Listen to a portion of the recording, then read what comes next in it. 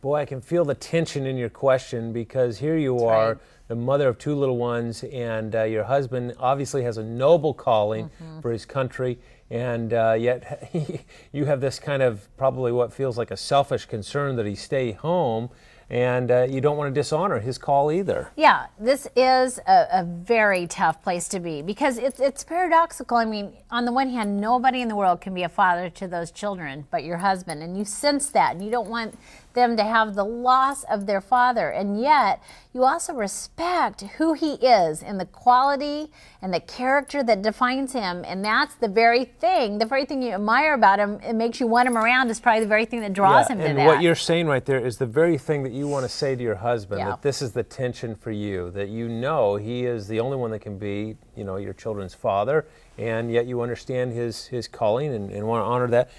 So start there by acknowledging the tension with him, not in kind of bringing forth an agenda with him, but just to let him know, this is where I'm at on these things. You know, it's pretty tough in marriage to completely shut down somebody's choice. I mean, the fact is, he really does have the choice to enlist or not. And you can let him know that if he chooses to go, you'll support him, but it is going to be a very sacrificial kind of lay down your life choice in order to support him. We do have moments like that in marriage. Right, and so you just are going to have to, you know, somehow walk through this with him. And it might be that you say, you know what, I understand that desire.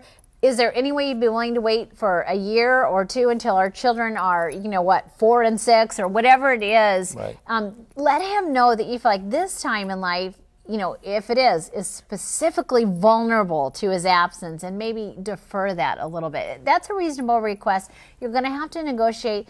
In the end, you love who he is because of his character, and this may be a sacrifice that you guys decide to make. Right.